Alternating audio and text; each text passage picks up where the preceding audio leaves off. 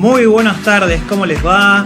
Estamos en Ingmar, el primer programa que se preocupará por debatir acerca de la esencia misma del cine, ¿no? Qué concepto como bastante universal suena. Es el primer programa de Ingmar en la señal de Compochoclos TV. Mi nombre es Javier Carrizo, soy licenciado en Artes Audiovisuales por la Universidad Nacional de las Artes y estoy maestrando en Cine América del Sur también por la misma institución.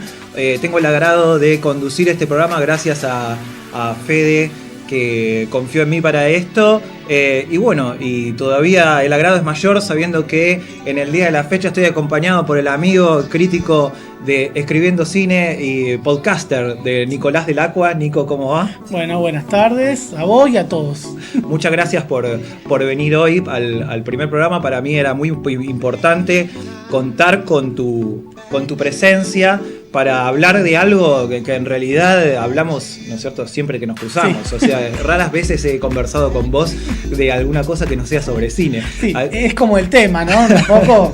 Pero bueno, no, gracias a vos por la invitación. Desde ya, siempre está bueno para difundir y charlar de lo que nos gusta.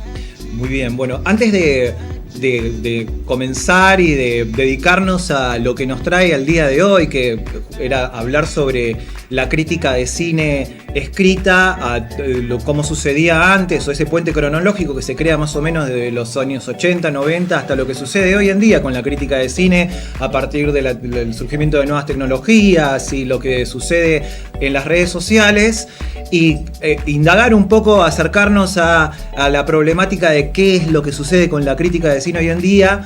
Antes que eso, prefería hacer una inducción acerca de los antecedentes de Ingmar, ¿no? Porque ustedes podrán preguntarse, ¿por qué Ingmar? Bueno, Ingmar nace como una página de cine hace más o menos unos 20 años atrás, cuando con el amigo Nazareno Lancieri, de paso un abrazo muy grande porque probablemente nos esté viendo o nos vea, decidimos hacer un ciclo de cine que en un bar con temáticas LGTBIQ+, que se llama Chueca Bar, que solía estar frente de Big One de Palacio Alcine, ahí del boliche acá cerca, al Cine 9 de Julio. Y decidimos hacer un ciclo de cine que lo denominamos Abril Cine Alternativo. Era Abril con B corta. Y lo que hacíamos era proyectar una película por semana con la posibilidad de crear un cine debate, y proyectamos películas como, a ver, Nico, si vos te acordás, por ejemplo, de Mutual Appreciation de Andrew Bujalski, como que es como el creador del Mumblecore, ¿no? Que es como un subgénero de cine ultra independiente norteamericano. Muy border, sí. Sí.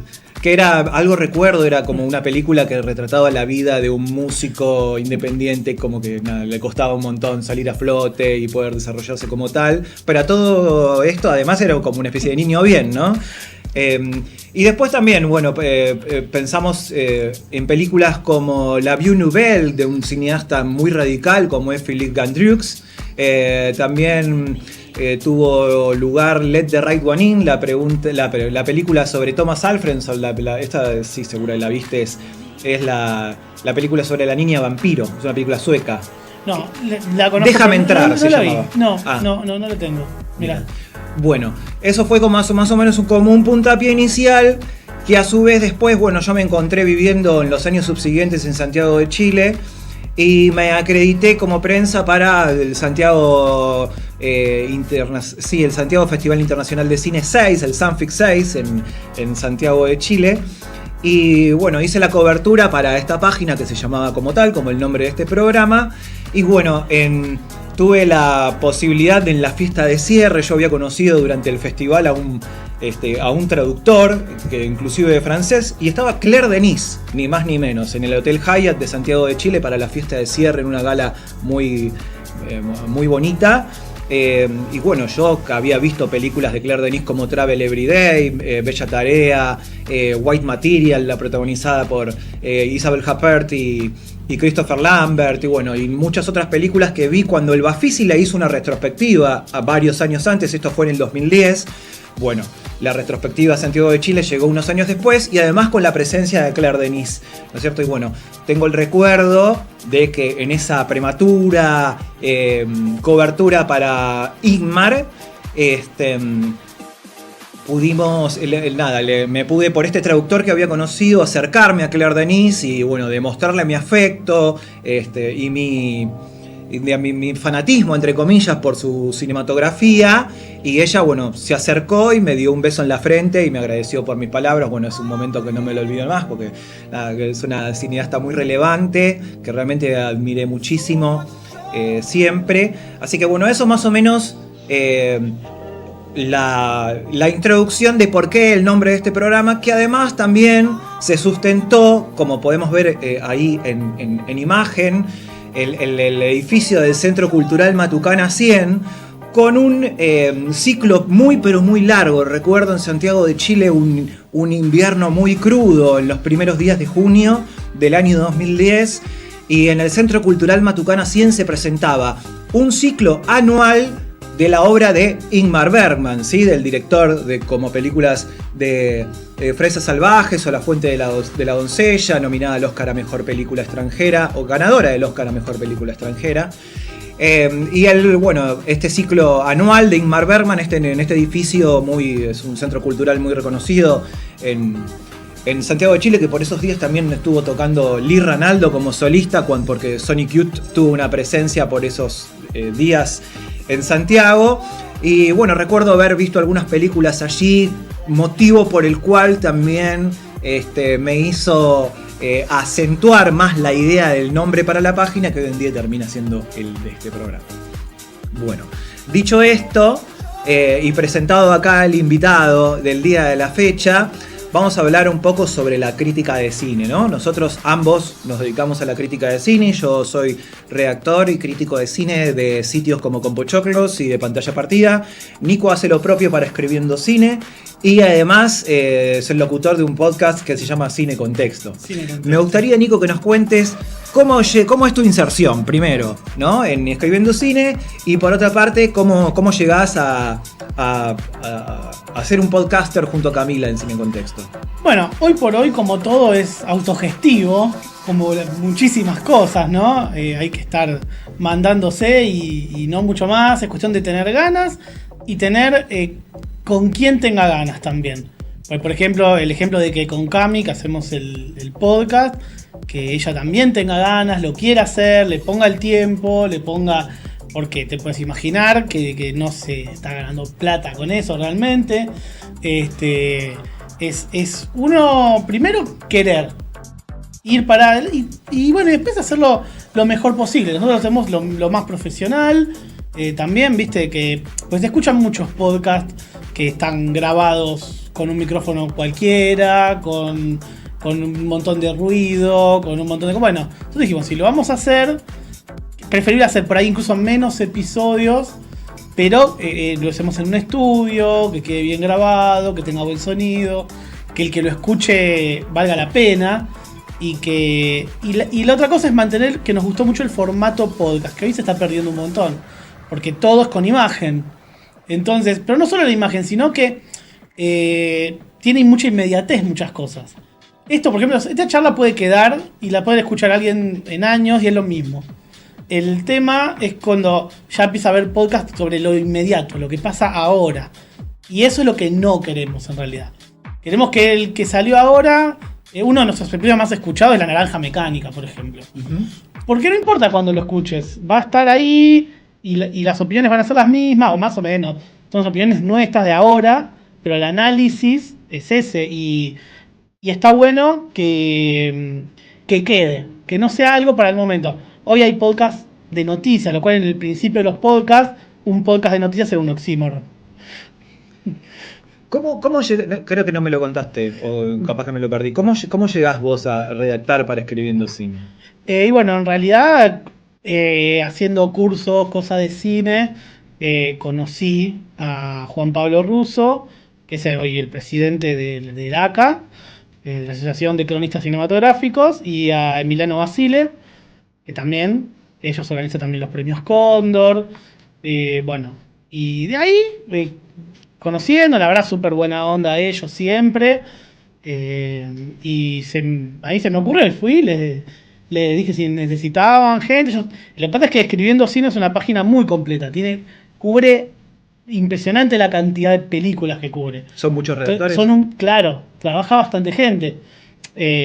Incluso tienen como corresponsal, digamos, no es que está, pero le da una mano. Gente que a veces está en el Festival de Venecia, en Cannes. Entonces algunas películas las tienen muy anticipadas. Por supuesto, después se estrenan acá unos meses después, se reflota esa crítica, ¿no? Porque al principio también es medio difícil, porque la idea es, obviamente, sin spoiler, eso es una crítica, justamente, y no una valorización neutral. Bien. ¿Y vos recordás, sabés más o menos desde cuándo existe este espacio? La verdad que no sé exacto, pero tiene muchos años, pues yo la conocía ya de antes. Ellos arrancaron de a poco también tratando de generar un espacio que sea constante. Yo creo que esa es una de las cosas, ser constante, que la gente empiece a saber que está. Que si es una página que vos entrás y no tiene cosas nuevas, no volvés a entrar. Claro. No tiene sentido.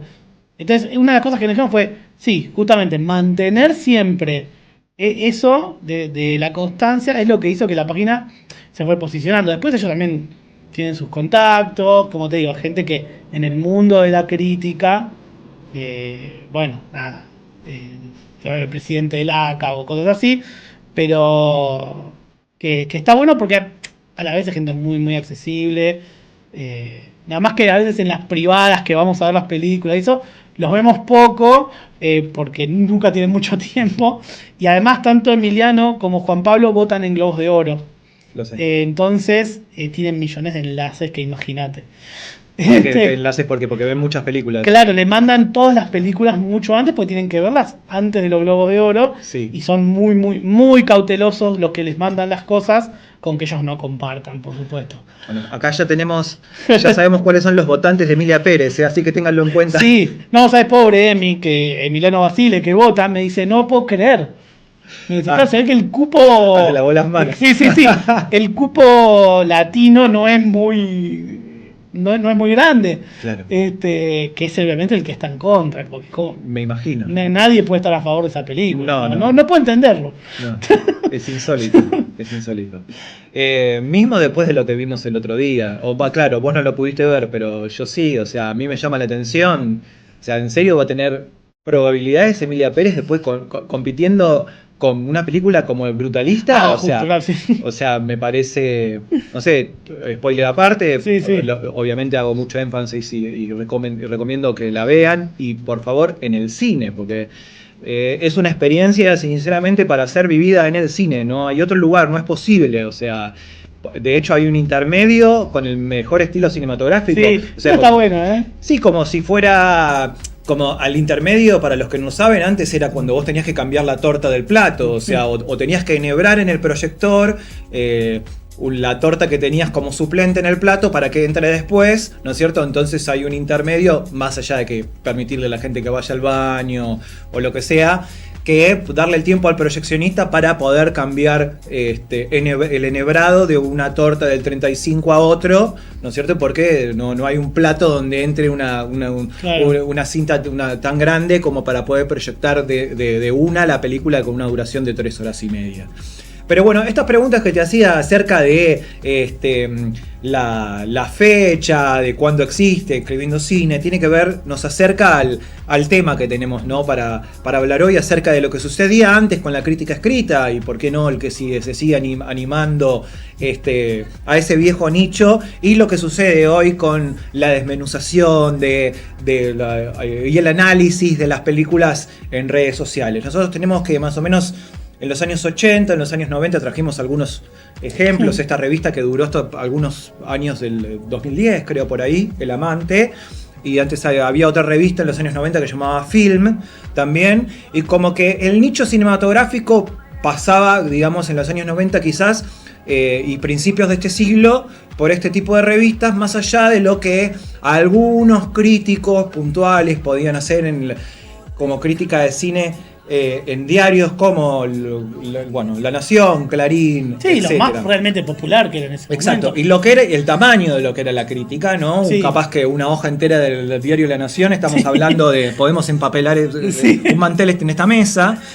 Y en cambio, con el paso del tiempo y el surgimiento de las nuevas tecnologías, esto se fue decodificando a otras formas, por ejemplo a reels audiovisuales que nos cuentan la película con una voz en off y con subtítulos, ¿no es cierto? Y con imágenes, ¿viste? También, porque hay algo de que la gente no aguanta demasiado sin la imagen, por eso es lo que te hablaba antes del podcast también.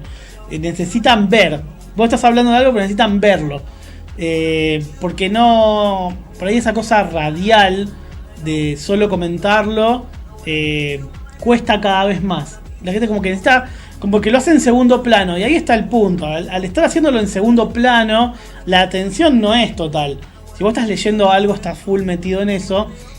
Y por eso, cuando ves estas revistas, por ejemplo, esa crítica es más literaria, si se quiere, porque estás contando mucho más, está más desmenuzado y hay mucho más del punto de vista del autor. Mucho más. No solo decir me gustó o no me gustó aquello. Sí, es que en realidad la crítica escrita tiene eso. O sea, la crítica escrita remitía a diferentes aportes de la ciencia, ¿no es cierto? Ya sea la sociología, la literatura, la semiología, ¿no es cierto? Que nos podían permitir la psicología, ¿no es cierto? Para estudiar la construcción de los personajes, que nos puede llegar a tener, nos deriva a un acercamiento desde un marco teórico, ¿no es cierto? Es que siempre tener el marco teórico es lo que te hace después apreciar lo que estás viendo, lo que estás haciendo. Pero no es lo que vemos en un reel audiovisual, por lo general. No. Sobre una crítica de hablo, ¿no? Sí, sobre una crítica. Claro, porque otra cosa es, por ejemplo, en el podcast que hacemos nosotros, desmenuzamos, si se quiere, y por supuesto criticamos, porque cuando vos estás contando algo ya estás criticando. Después recién dijimos, Emilia Pérez es una porquería. Bueno, ya es una crítica. Obviamente que tienen mi subjetividad. Ya Caudiar pensará otra cosa. Claro. Allá él. Claro. Pero obviamente, pero esa subjetividad, como vos decís, viene acompañada de una crítica que está cercana a un marco teórico. Porque la otra vez yo escuchaba el podcast Cine Contexto, ¿no? En el programa en que hablaban sobre la sustancia. Y ustedes hablaban, por ejemplo, de la construcción de los personajes, ya sea de Demi Moore o Margaret Qualley, de las situaciones que se van descubriendo por medio del guión a partir de escena a escena o secuencia tras secuencia, de cómo los colores que propone la dirección de arte, ¿no es cierto?, le dan un sentido a la película desde la primera imagen, el mismo color de la yema del huevo, el mismo color del tapado de Demi Moore, ¿no es cierto? Y ustedes se hicieron cargo, o sea, me parece que es mucho más responsable, mucho más razonable, poder hacer un acercamiento, es una crítica de una película desde esa perspectiva. Y ustedes lo hacen desde un podcast, o sea que es una crítica hablada, si se quiere, claro, por eso. Que no tiene nada que ver con una crítica escrita. Porque la escrita, por empezar, es mucho más pensada. Claro, o sea, por sí, vos estás en frío. Es como pelear con alguien por WhatsApp. Tenés un minuto para reflexionar lo que vas a decir, claro, y si lo querés decir o no lo querés decir. Claro. En el momento, nosotros cuando grabamos el podcast, si bien es grabado, es un falso vivo.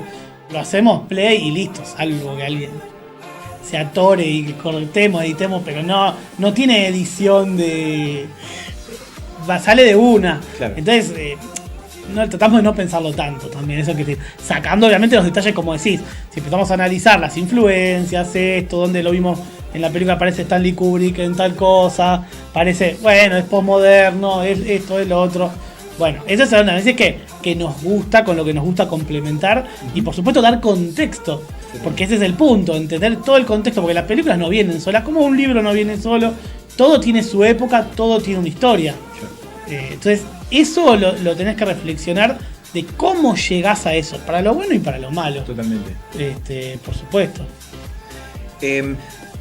Ahora, lo que a mí me llama la atención es que vos viste que hoy en día, creo que más que nunca en una de esas, todo el mundo habla de cine, todo el mundo piensa sobre cine, todo el mundo da como una valorización sobre alguna película, sobre alguna serie, y lo digo que esto sucede en cualquier tipo de ámbito. Estás en un restaurante y escuchás que alguien está hablando de una película. Estás en un colectivo o en cualquier otro medio de transporte y alguien, no sé, en un mensaje de WhatsApp, alguien está hablando sobre una película, Entonces, lo que me cuesta a mí entender en los tiempos en que se viven, en que pareciera que casi todo está hecho para que nos acerquemos más a lo audiovisual, ¿Por qué el periodismo cinematográfico es una profesión, un oficio cada vez más en detrimento, que es más difícil monetizarlo, ¿no es cierto?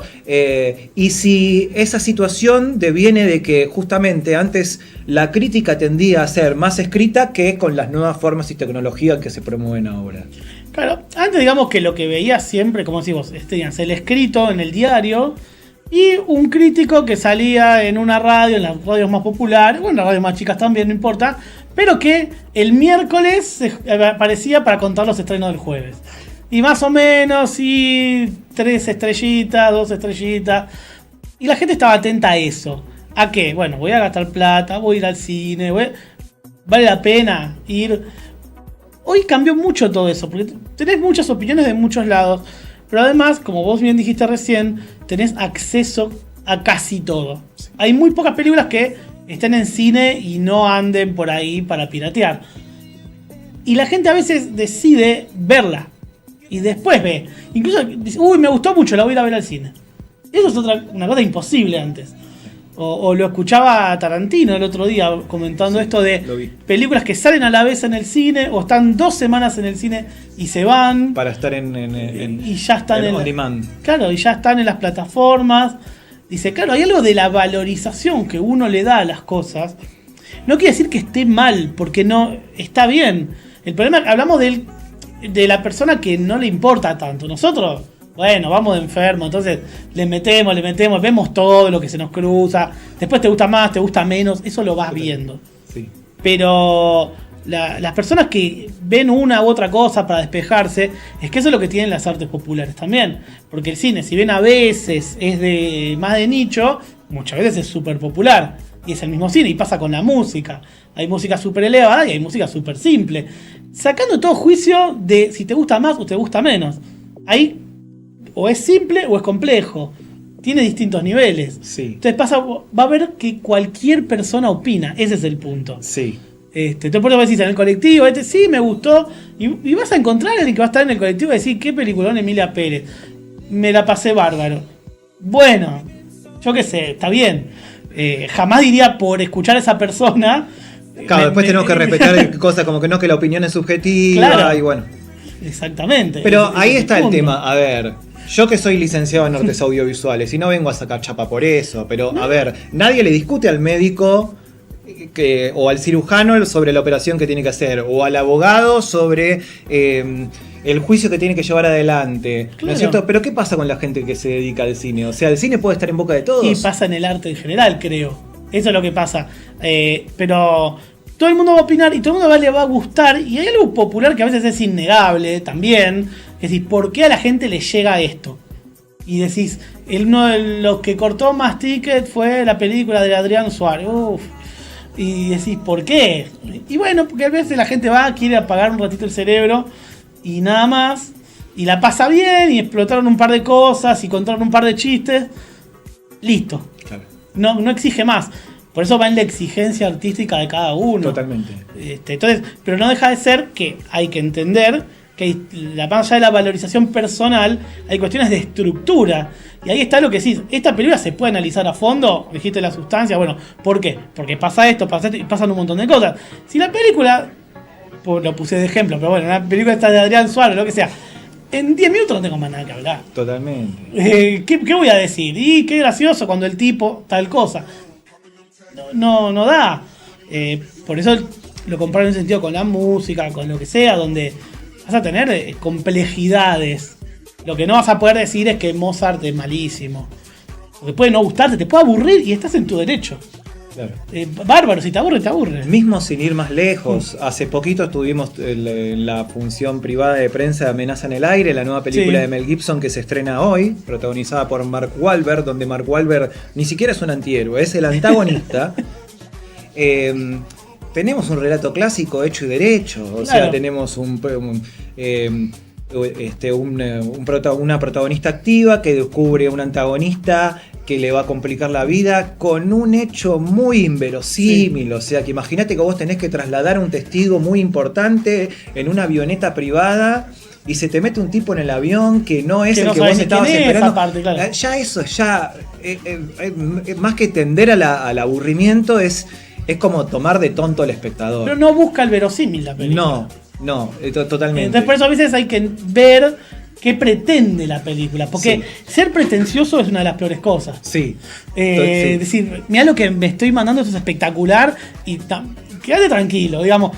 Te va a ser entretenida. La puedes pasar bien viendo la película, ¿no? Porque aburrida no fue.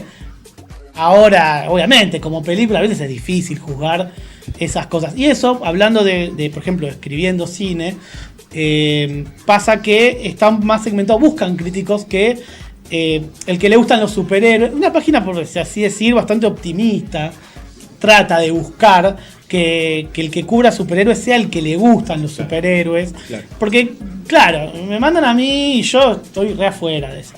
Y entonces también te falta contexto. Entonces, bueno, pero en este mundo las cosas funcionan de esta forma. Entonces a mí me mandan a las películas, a veces documentales, lo que tenga más social, pero yo estudio historia también. Entonces buscan que busque un poco más ese relleno.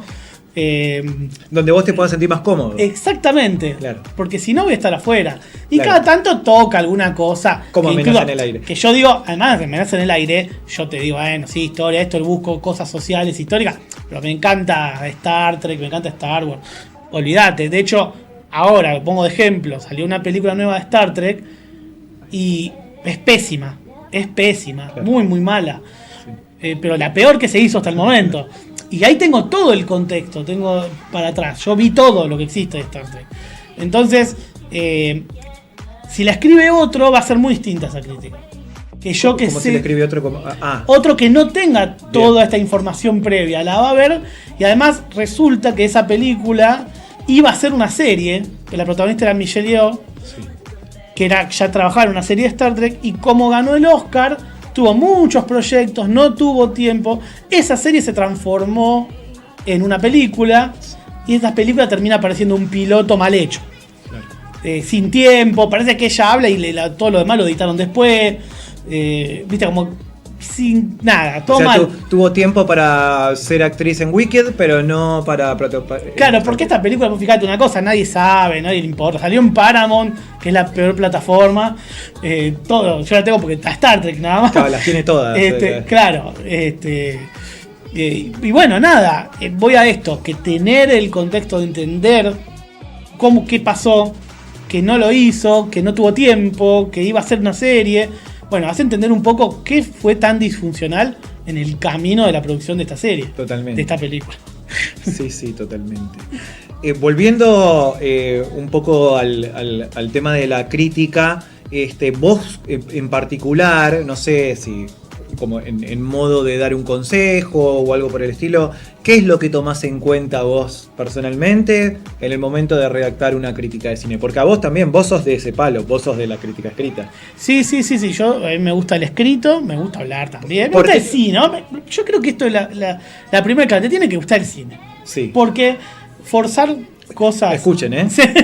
Es que sí, en eso está el lado Tarantino de la vida. Está la formación, y siempre estoy a favor de la formación de lo que sea, porque te da herramientas siempre, formarte te da herramientas. Y después consumir, ver de lo que estás hablando. Si te gusta la música, tenés que escuchar mucha música. Sí. Si te gusta el cine, tenés que ver mucho cine. De lo que te guste, el cine es infinito, nunca vas a ver todo lo que existe. Lo mismo en la literatura, en lo que sea. Entonces, tener, porque eso te da ideas. Aprender a desglosar es entender las partes. No solo el total. Y entender las partes hace entender el total. Entonces, bueno, nada. En lo escrito, por ejemplo, escribiendo cine, tiene un manual de estilo, al fin y al cabo.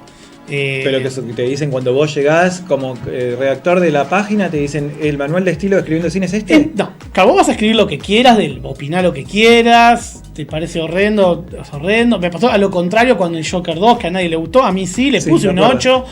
Y no me importa si... O sea... Me banco las consecuencias. Claro, listo, está todo bien. Te explico por qué. Ese es el punto. Bueno, no voy a decir por qué me gusta. No, obvio. En la crítica te explico por qué. No, el estilo... Hay un par de cosas que esto tiene que ver justamente con lo nuevo, que es...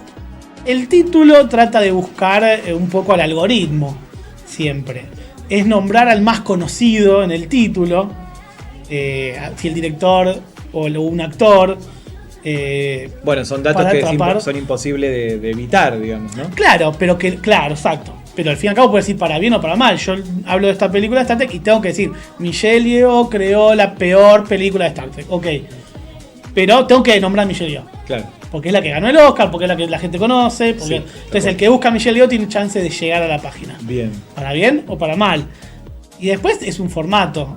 Es el título, la bajada, el copete y el texto que más o menos, ahí acá está el punto también, no, la idea no es que sea tan largo. Hoy en día. Si yo lo quiero hacer largo, lo van a publicar largo. Sí. No hay duda. Pero no hace falta, la gente no lo lee todo. Claro. Directa, no en ese medio. Eso quiero decir. No, de hecho me han comentado no solo no en ese medio, o sea que hoy en día en la crítica escrita la idea es de concentrar en los primeros 4 renglones como tirar una bomba, digamos. Claro, o sea que el contenido más impresionante de tu crítica debería estar en los primeros renglones como para así poder llamar la atención del lector y que el lector por lo menos perdure 2 párrafos más. Claro. No los 4 o 5 que tienen la totalidad de la crítica escrita, sino por lo menos 2 párrafos más. ¿Por qué crees que a la gente no le gusta leer hoy en día? Porque todo es inmediato. Todo es inmediato Todo y leer es inmediato, no lo es. exacto. Leer no lo es, te lleva tiempo, pero a mí me cuesta más leer que antes. Porque competís con un montón de cosas.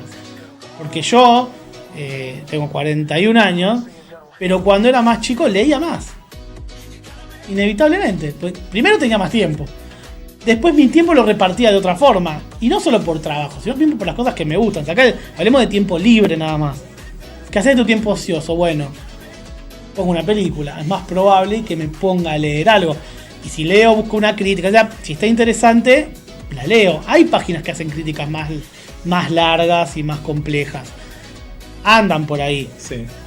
Pero eso es una cosa que estás leyendo en internet. Hablamos de leer cuesta muchísimo. Si ya cuesta leer en internet, imagínate realmente. No, y además, cuando no es una crítica escrita, en el caso de los reels o las críticas que son por medio de reels audiovisuales, o sea, te ponen todos, se realizan con imágenes, por Claro. ejemplo, de la misma película, con escenas, secuencias, que se van entrelazando entre sí, pero con un subtítulo, o sea que.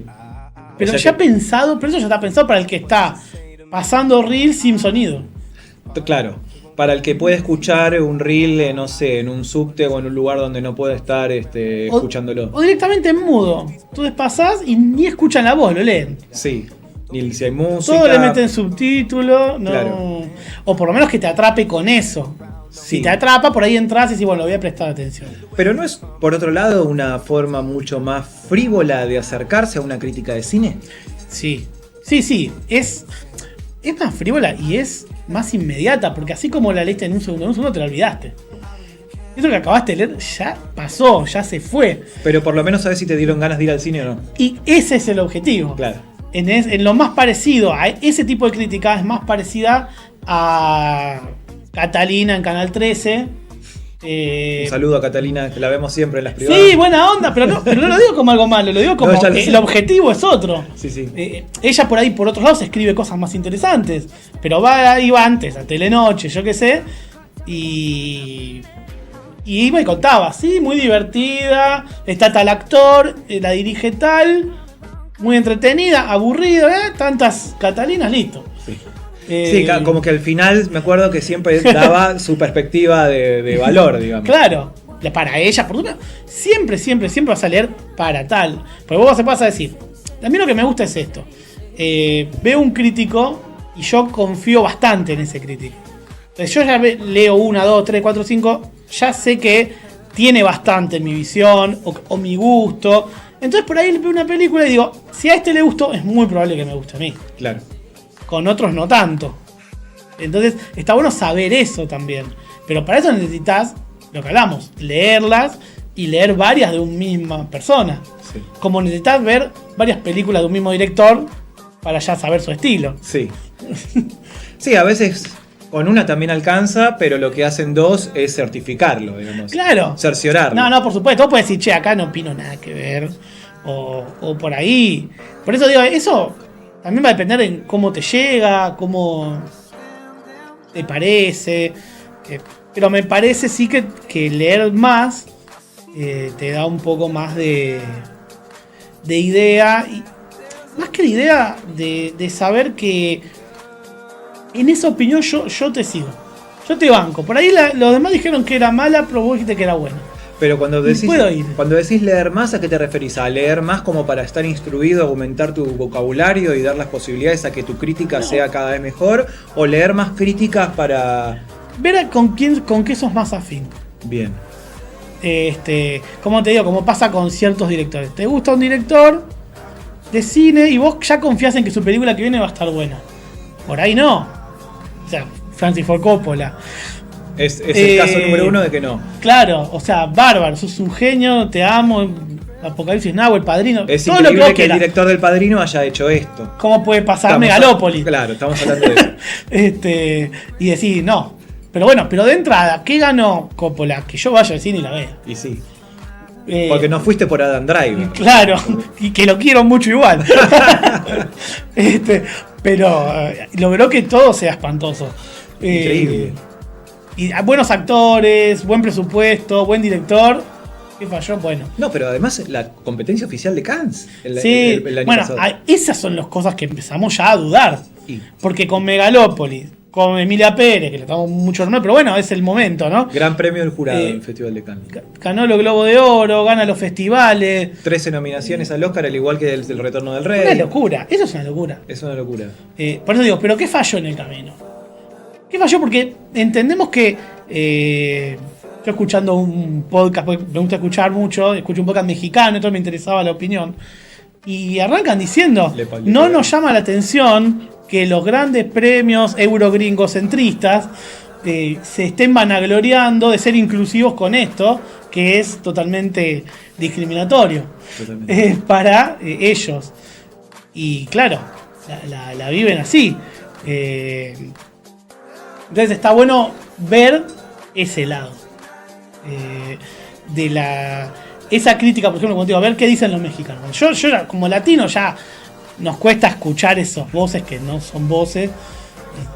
¿Qué dicen? Bueno, pero ¿por qué? Hay un punto donde además la querés ver, porque ¿qué vas a hacer? Después de que escuchás tantas cosas y uy, al final... ¿Cómo haces para no verla? Claro, ¿cómo hago? Tengo que saber yo qué me parece esta película. Claro, porque si no que voy a estar hablando toda la vida de sí, seguro que era malísima.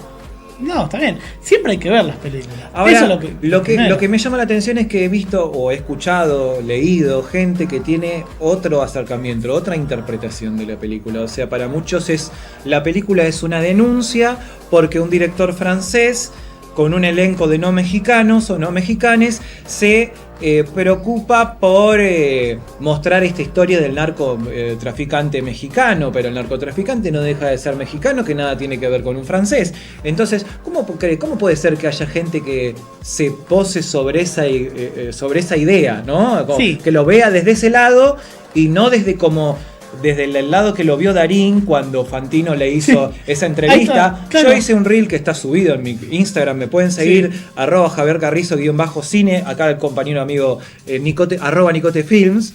Y yo en @JavierCarrizoCine hay una reseña que hice, en realidad me sumé a la polémica sobre Emilia Pérez, y lo que hice fue citarlo a Darín en la entrevista que le da Fantino esa en Animales Salvajes, en la que Tony Scott, que en paz descanse, le ofrece a Darín que lo van a buscar a la puerta del teatro. Durante muchas veces insisten un montón. Él estaba haciendo una obra en Madrid y lo citan insistentemente para que forme parte de un elenco, una película de Tony Scott, en la cual él iba a interpretar a un narcotraficante mexicano. Entonces los para en seco a los productores y le dice que no, y le dice no, pero es por plata, no hay ningún problema, le dice que no. Entonces Fantino le pregunta ¿por qué no? Me dice, y Darín le responde que ¿por qué si los mayor consumidores del globo están en Norteamérica, él tiene que hacer, ¿por qué siempre los narcotraficantes tienen que ser latinoamericanos? Y entonces Fantino le dice, pero porque pues lo que pasa es más plata, y entonces él le responde, ¿más plata? ¿Para qué quiero más plata? Le dice. Y para vivir mejor, le dice Fantino. A lo que Darín le responde, vivir mejor que yo me pego 2 duchas calientes al día, le dice.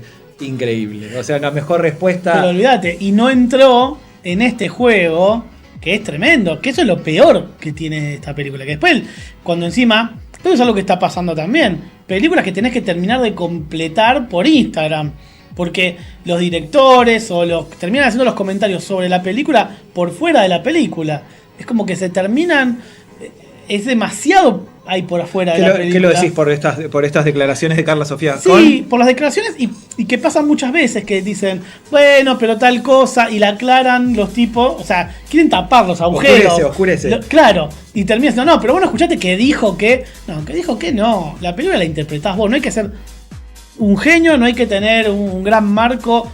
No importa. Las películas las ves, interpretás lo que vos interpretás y esa interpretación es correcta. La tuya es totalmente distinta a la mía, las dos son correctas.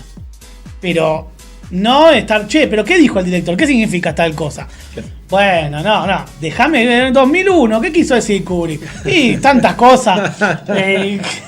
Claro, ¿qué me vas a venir que claro, cada uno? Y para mí el bebé significa el renacer del universo.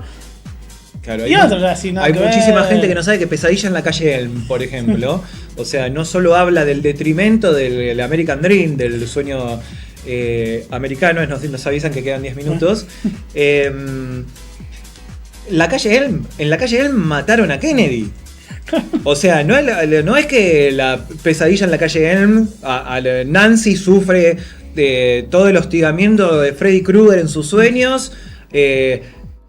En la Quinta Avenida. No, es en la calle Elm. O sea, hay algo que está alterando, si se quiere, la paz del sueño americano, ¿no es cierto? Y que además remite a su propia historia. Sucede en Watchmen también, de Zack Snyder. Es el comediante de Comedian al que matan en la primera secuencia. Que supuestamente es Ozymandias, ¿no es cierto? Cuando está la canción de Bob Dylan después de esta secuencia de apertura y en los créditos se puede observar cómo es el comediante, es el que asesina a Kennedy, ¿no? Claro. Por eso no hay nada peor que el no lugar en las películas. El no lugar, el que ni siquiera sabes, el que a nadie le importa dónde pasan las cosas. Es importantísimo siempre ubicarse geográficamente, históricamente y en la situación social de lo que te está contando una película. Por eso el contexto es tan importante. Cuando una película es en una casa que puede ser la casa de cualquiera, pero súper genérico, eso es lo peor, porque obvio, transcurre en una casa, es válido. No sé, esperando la carroza. Está casi todo dentro de una casa, pero vos entendés que es una casa de clase media, de la ciudad de Buenos Aires, de un barrio de la ciudad de Buenos Aires, y te da un montón del contexto, porque tenés 3 clases sociales y vos estás viendo una. Las dos las ves muy poquito, el resto. Claro. Pero ese es un ejemplo. Pero siempre tenés que entender la película. Ahora, cuando ves una película y ni te importa dónde transcurre, esa película ya falló. Claro. Para mí ya falló. O está pensada en no me importa nada. Es venir, divertirte un rato, pasarla un rato bien y nada más. Hay un antropólogo que ahora no recuerdo el nombre que habla sobre esto de los no lugares, y él lo que sí me acuerdo es que menciona los no lugares como esos lugares de paso, sí, ¿no? Aeropuertos, no sé, la terminal de ómnibus de Retiro, shoppings, o sea, son lugares sin alma, son lugares no habitables. Sí. El lugar no habitable no nos permite contextualizar o acercarnos por medio de elementos semióticos que creen otro tipo de elementos de significado con las demás especialidades cinematográficas que nos permitan explotar ese contexto. Claro. Sí. Caes en un aeropuerto de pasadas, hice una conexión 8 horas a Madrid. ¿Fuiste a Madrid? No. No, estuviste en el aeropuerto. Claro. Totalmente. Todo bien, incluso aunque estés 8 horas en Madrid nada más, pero por lo menos fuiste al centro y volviste, bueno, ahí es otra cosa. Claro, saliste del aeropuerto, claro, del no lugar. Pero ese no existe. Claro. Entonces, si estamos en una película, salvo que haga la terminal, que vuelve el no lugar, lo vuelve el lugar, es espectacular. Sí. Sacando eso, que no es lo que quiere contar, es importante entender. Por eso digo yo siempre que siempre en las críticas tenés que tener muy en cuenta los lugares, las situaciones, desde Psicosis, que lo primero que te dice es dónde está y hasta la hora, porque empieza con día, hora, minuto exacto en el que empieza la película, te muestra la ciudad, se mueve la cámara por la ventana y vos ya sabés ahora que es un día de semana, que la chica y el chico están de trampa porque están fuera en su horario laboral. Sí. Te da un montón de herramientas. Que hace calor, están con el ventilador ahí encima. Que no quiere volver, que está en el horario de comida. Como me hiciste acordar el calor en Apocalipsis Now, por ejemplo. Claro, ya me da calor. Por eso digo, o acá vayamos, mira, Lucrecia Martel, vos ves la ciénaga y yo ya empiezo a transpirar. Sí, ves la primera Pero aparte secuencia. ya sé que están en Salta, que están en tal lugar, que la humedad, que hasta la lluvia me da calor. Porque Sí. sé que es esa lluvia que no va a calmar el calor. Arrastran la silla y hace ruido. Hay un desgano en arrastrar esa silla. Sí. Bueno, eso te muestra un montón de cosas. Sí, el otro día leí algo que me llamó mucho la atención sobre la ciénaga, ¿viste? Cada vez pareciera que es inagotable el espectacular. recurso. Que le habían propuesto hacer los sonidos del movimiento de las sillas de las reposeras como en postproducción, ¿no es cierto? Y ella se opuso completamente, dijo, no, esto no va a ser lo mismo. La recreación del sonido de la nosotros necesitamos ese piso empedrado para que recree exactamente ese tipo de sonido, el arrastrar la reposera, que es un sonido que en postproducción, ¿cómo iban a hacer? No va a quedar igual, no va a ser lo mismo. No, imposible. Y así lográs una película directamente sinestésica.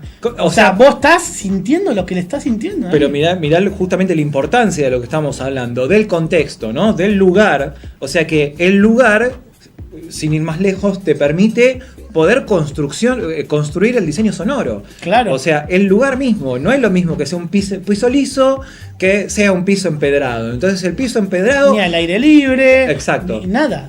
Exacto. Todo va a ser distinto. Exacto. Desde ya. No, por eso, genia, por el detallecito. Cuando filmó la última, se me fue el nombre, la última. Sama, que hizo lavar la ropa en ese río 3-4 veces antes de la película. Porque dijo, la gente no tiene ropa nueva. Y además la lavan en este agua cobriza que viene con un poco de tinte. Entonces la ropa toda tiene un tinte medio rojito. Sí. Porque hizo lavar la ropa en el río donde ellos hubieran lavado la ropa. Totalmente. Entonces eso te hace entrar y sí, estoy ahí. Además de la recreación de un pájaro que existía en esa época de la colonia, Claro, que no sé cómo habrá conseguido ese sonido. Claro, o sea, es una una cosa genia, insólita. es Sí, una genia. sí, es un insólito. Bueno, más o menos redondeando, porque ya nos quedan muy poquitos Sí. minutos. Gracias, Nico, por habernos acompañado No, por nuevamente. Gracias a Fede, Ciele, Hans, a todos los productores de Compochoclos TV que nos hacen el aguante para estar acá al frente. Vamos a estar todos los jueves de 4 a 5 de la tarde, acá por la pantalla de Compochoclos TV, con la conducción de Javier Carrizo. Nos pueden seguir en redes, como ya dije acá, el invitado, redactor, gran crítico de cine de Escribiendo Cine, para que lo sigan, @NicoteFilms. También pueden escuchar en Spotify, ¿no? Cine Contexto, ¿en algún lugar más se puede escuchar? No, está en Spotify por ahí. Bien. Es audio. Bien, bueno, nuevamente muchas gracias Federico Vargas y muchos éxitos esta noche en Pochoclo Marbelero. Un saludo muy grande para mi vieja que está pasando por un problema de salud y ahora la voy a ir a ver. Muchas gracias a mi pareja por hacerme el aguante siempre. Un beso, Sol, te amo. No sé si me olvido algo más. Para redondear, ¿viste alguna vez la serie El Crítico, la serie animada? Es de Matt Groening, ¿verdad? Es sensación. No es de Matt Groening. No es de Matt Groening. Es de la misma productora de Los Simpsons. De hecho, Matt Groening se negó a que salga el crossover en Los Simpsons y lo hicieron igual, Sí. pero se los encajó Fox a la fuerza. Pero la serie es sencillamente espectacular. ¿Cuál es la imagen del crítico de cine? O sea, claramente hay una relación de lo que nosotros conocemos que se asemeja a la personificación de un crítico de cine en esa figura. No, bueno, ahí el crítico es un crítico que no le importa nada, justamente, que no se hace mucho, ¿verdad? Que no es tan snob como los demás, y esa es la crítica Claro. más fuerte, que los demás te snobean siempre, que quieren quedar bien, y este es uno que como ya es petizo, feo, no sé qué, no le importa nada, y va muy al frente contra lo que venga. Y eso es lo que está bueno. que él sea real. Y eso es lo que hay que ser. Claro. Real.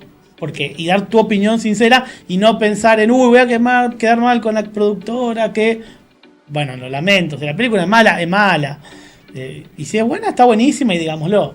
Bien. Siempre Nico, hay que verla. Muchísimas gracias. Te dejamos la invitación para que más adelante, en una de esas, para que nos acompañes nuevamente. Muchas gracias a todos por habernos acompañado en esta primera emisión de Igmar. Y nos vemos el próximo jueves a las 4 de la tarde acá por Pochoclos TV. Chau. Adiós.